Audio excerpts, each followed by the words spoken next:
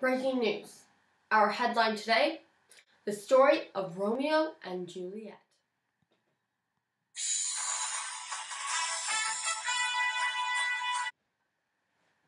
The news of Romeo and Juliet's tragic deaths and the shocking story following has been capturing the hearts of thousands across the globe this morning.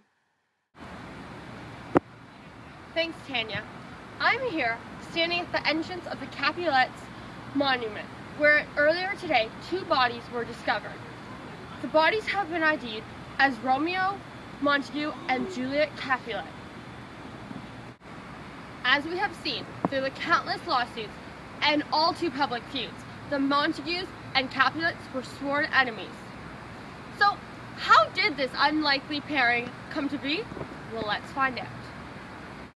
Here's tonight's gossip fix, the story of how Romeo and Juliet fell in love. My sources tell me young Romeo and Juliet met at a party hosted by the Capulets themselves. #scandalous. Onlookers report that it was love at first sight.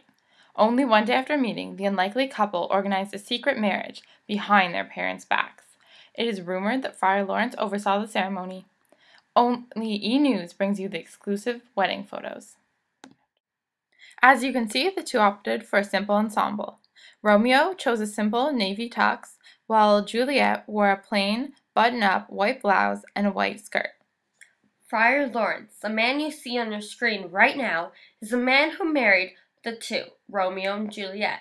Our crew visited his house today in hope of getting a statement from him.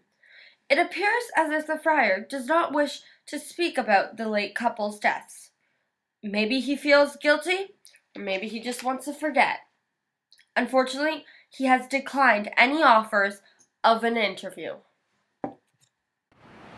Although someone who hasn't said no to interviews is Juliet's very own caregiver, Angelica.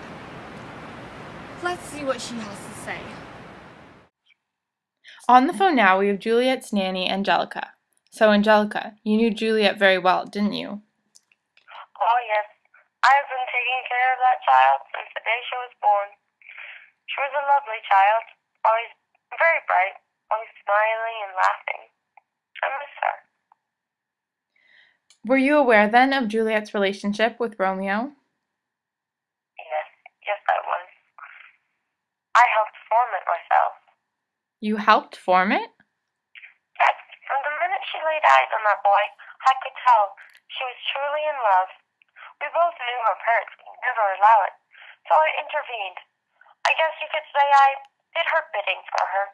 You see, I would meet Romeo in secret every once in a while and give him messages from Juliet. I was the one who gave her consent to their marriage also. Oh yes, I knew it was true love, and Juliet begged me so. I had to do it. I guess their dress confirm it also. Pardon? I don't understand. Well, don't people say true love is a love worth dying for? Well, there you have it, folks. Back to you, Lisa. No, of Romeo and Juliet's secret marriage. But what came after that? The very same day of Romeo and Juliet getting married, Romeo got in a brawl with Juliet's cousin Tybalt. Tybalt was pronounced dead on the scene by paramedics, and Romeo was nowhere to be seen. The prince later banished Romeo from Verona, where he lived. Meanwhile, the Capulets were preparing for a wedding. Juliet's parents, not aware of Romeo and Juliet's secret marriage, arranged Juliet to be married to their good friend Paris. Confirmed that Juliet, after getting the news of her arranged marriage, went to the friar for help and guidance. What follows this is only speculations and guesswork done by our police station and detectives.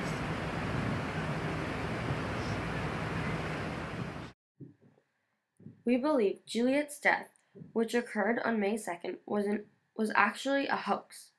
The autopsy report shows Juliet took a large amount of sleeping pills prior to death. This is what we believe she took the night before to make herself appear dead. She was later put to rest in the monument alongside Tybalt. Juliet's death was planned and faked, rushed to Verona to see Juliet for one last time. But before coming, he stopped to buy some poison.